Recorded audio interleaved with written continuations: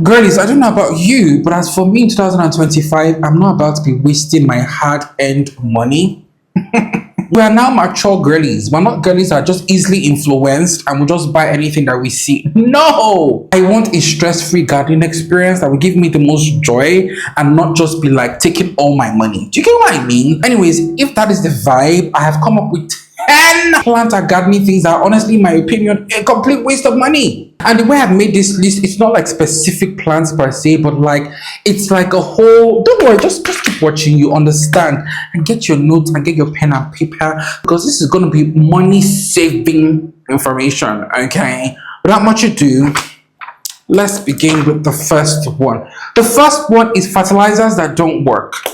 Girlies, when it comes to fertilizers, please stop looking at the information in front.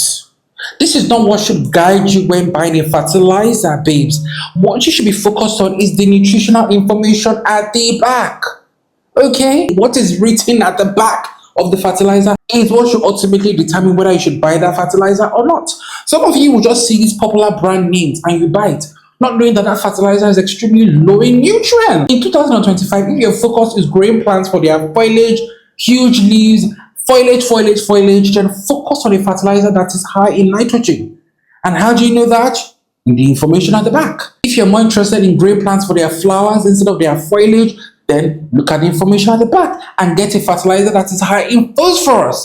Girlies, perhaps you're growing a plant for its fruit, its foliage, and its flowers, then you get a balanced fertilizer. And how do you know? Look at the information at the back. Always look at the NPK ratios at the back of any fertilizer. Stop buying fertilizers that are low in nutrients. Some of you have your seaweed fertilizer. The other day I was watching a girlie on TikTok and she was fertilizing her plant, and I just liked the packaging of that fertilizer she was using. I took a screenshot, I went to Google it, and oh my god, it was so low in nutrients. 1% nitrogen. That does nothing for your plant. It's a low nutrient fertilizer. And a lot of you are stuck buying all these fertilizers that have all these pretty packages, but their nutritional value is nothing. That is why no matter how many times you fertilize your plants, they don't grow. Some of you, you're growing a flowering plant and you're using a fertilizer high in nitrogen. Girlies, I've made a video about fertilizers. It was a massive flop because it was poorly researched. But don't worry, I'm going to make another one. But before you buy that fertilizer, do not go by the brand name. Go instead by the information at the back. Look at the NPK ratio. Okay? Let's stop doing this in 2025. Next thing you need to stop wasting your money on in 2025 is watering cans that do not have measurements. Babes, I know these aesthetic watering cans are cute and all, but half of the time they do not have measurements. You do not even know the size of the watering can. If I ask some of you now, what is the size of your watering can, the watering can you use to water your plants? You do not know. You're just using that cute watering can that doesn't have measurement and you don't even know its exact liter size. It is very, very important to know the exact liter size and also to have a watering can that has measurement so that you can properly use the right dosage of your fertilizer on your plants. The same also applies to applying pesticides. This is why some of you, your plants are stunted because you're actually under fertilizing them. And this is also why some of you, your plants, when you fertilize them, your plants get burnt to pieces because you've been over fertilizing them. Because your watering can, it has no measurements. But at the end of the day, girlies, this is the type of watering can that is the most functional and practical. Notice how this has measurements here. This is clearly a 5-liter watering can. Can you see the number here? It tells me it's a 5-liter watering can, and it also has these measurements. So this is 1 liter, this is 2 liters, this is 3 liters, this is 4 liters. So that way, whenever I'm reading the directions of my fertilizer or pesticide, I can just pair it with the dimensions of my watering can. So girlies, you see, this is why it is really, really practical. Let me shut this door. This is why it is really, really practical, functional, and better to get something like this that has the measurements and dimensions over something that looks aesthetic and cute like this in 2025. Let's move on to the next point. Where's my notes? Where's my notes? Now, girlies, I don't know about you, but I am so over climbing plants. I do not plan to get as many plants that specifically need to climb in 2025. I am done with that life because I honestly cannot be bothered to keep providing support to these climbing plants. So in my climate, I live in a tropical climate. We have a very long growing season. It becomes redundant to keep having climbing plants because in a matter of 2-3 months, they have outgrown their poles. So you either have to chop or extend the pole. And look, in 2025, I don't have that time. 40 is around the corner. I don't have that energy anymore to keep chopping and extending, chopping and extending. So please, if you're a climbing plant that needs support, I'm not going to give you that support in 2025. I don't know about you, but I'm not all about that. Any plant I'm bringing into my collection and into my garden in 2025 needs to be able to stand on its own. It needs to be able to grow and stand on its own. I don't need to be having to look for a moss pole, a grass pole, a this, a that. No, please. I could still manage those kings because I am planning to grow some tomatoes here. So I could still manage those small, cute bamboo kings, but these moss poles and grass poles, or whatever poles they are too cumbersome and I don't want to have to invest in them in 2025. Speaking of poles, babes, when it comes to 2025, please count me out of moss poles. I don't have anything against moss poles. In fact, I don't even actually use moss poles. What I use are grass poles because sphagnum moss is really expensive here. But count me out of poles. Whether it is a moss pole, whether it is a grass pole, whether it is a cocoa pole, count me out of it. I don't know about you, but in 2025, I'm not going to invest in poles. Why? Because poles are actually really difficult to maintain, especially moss poles. In fact, poles in general. If you've ever grown a plant on a moss pole, you know you have to keep that moss pole hydrated constantly. You're not just watering the plant, you're also watering the moss pole. Ain't nobody got time. Not in 2025. In 2025, my motto is stress-free. Stress-free. Like, I just want to be chilling and relaxing while that plant is doing its thing. Also, with these poles, in my experience, they stick out like a sore thumb sometimes and they don't fit the look or the decor of my home or garden. These cocoa grass poles, moss poles, I just don't like how they look particularly, and for that reason, I am personally not going to be investing in them in 2025. Like I stated, if you're a plant that cannot just stay on your own and you need like emphasis on need support, I'm not going to get you, and I sure as hell I'm not going to be getting the poles. I'm not cute, they take up too much storage space, and they are high maintenance. So it's a no for me, vibes. It's a no for me. Girlies, I need to remind you that this is 2025, not 2020. So why are you getting plants that look the same? That era of just obsessively buying plants and collecting plants like we all did back then in the Panini era. Babes, we've outgrown that, have we not? We're mature girlies now. I don't know about you, but I certainly am. So I sure as hell I'm not going to buy a plant that looks the same. Just to me, I just feel like, what's the point? Remember back then when we were getting so many different versions of the same plant? Oh, I'm getting this one because the leaf shape is a bit thinner than this, and this one, the leaf shape is broader. Girl, I'm not doing that with you anymore in 2025. No, let's be practical, let's be functional, and let's optimize our space. Girlies, we're running out of space. Let's optimize our space. Let's optimize our time and our energy. That's the attitude for 2025. Now, next one is, girlies, please stop buying plants that do not work for your environment/lifestyle. And I feel like this is something this was the biggest lesson I learned in 2024 because I live in a sunny country. Like, I've come to complain to you guys that the sun in my country it's hellfire. So tell me why I just kept buying all these shade-loving plants and then coming to complain to you guys that the sun was dealing with the plant. Of course. So babes, in 2025, we're not buying a plant because it is popular.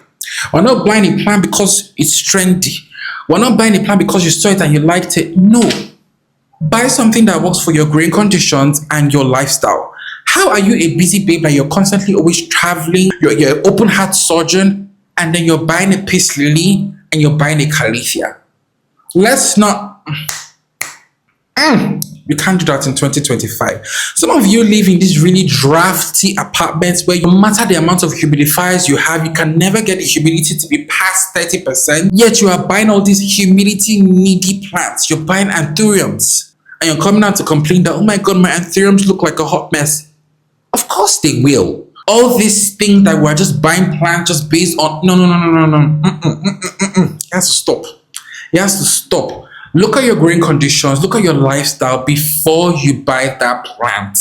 Okay? We are mature girlies that work hard for our money, so let's act accordingly in 2025. Okay? The next group of plants, I'm certainly not going to be buying crawling plants. Anything that takes up so much horizontal space, I think that's the term.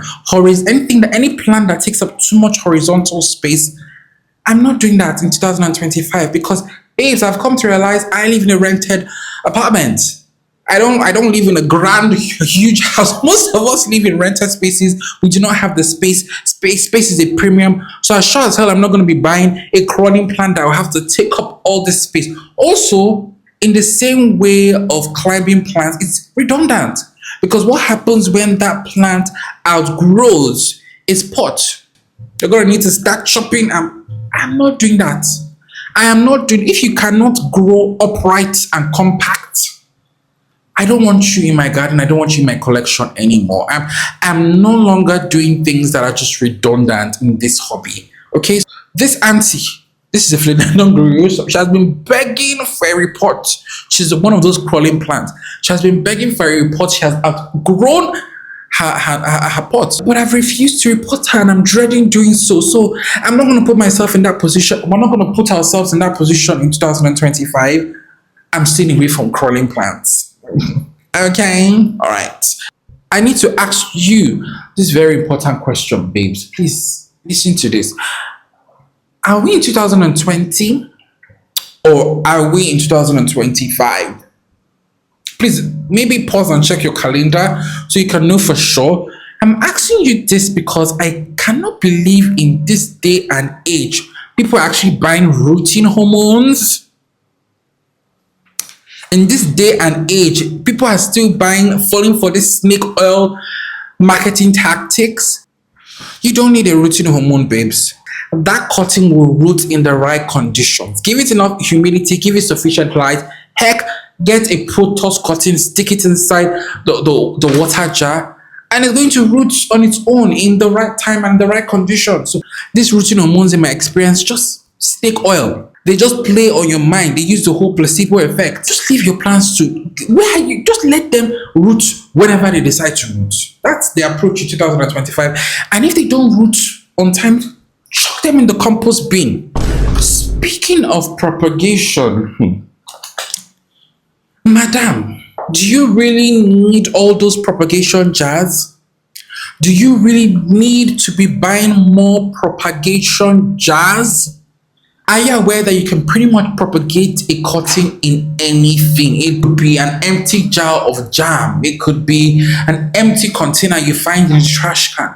So these propagation jars, I have a couple of them, I'm not going to lie. But you do not need to keep buying more propagation jars and propagation vessels.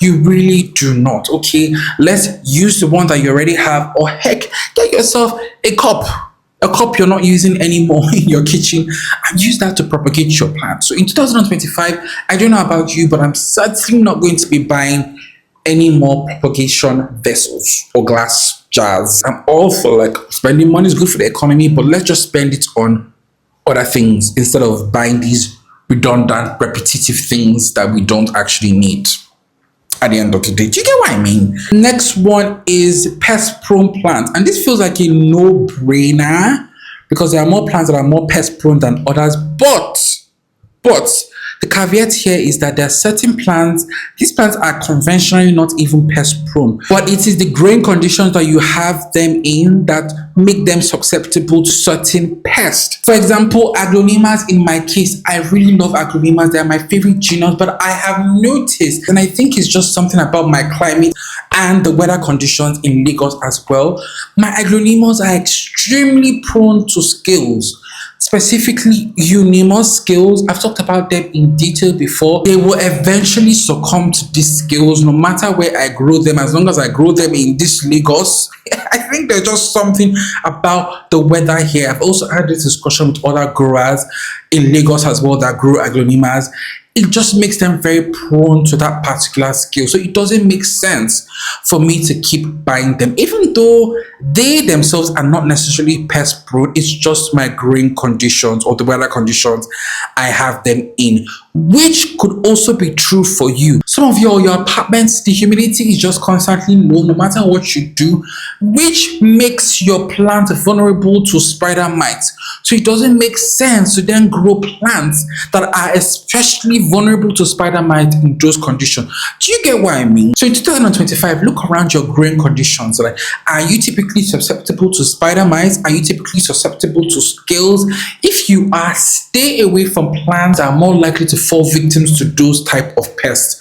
Is that understood? It's 2025. Stop giving yourself unnecessary stress and stop making this hobby unnecessarily stressful for you. Just learn to navigate it more with wisdom, with a bit more self-control and just being more purposeful and practical. Okay, that way gardening will be more joyful, less stressful, and more cost-effective for you in 2025.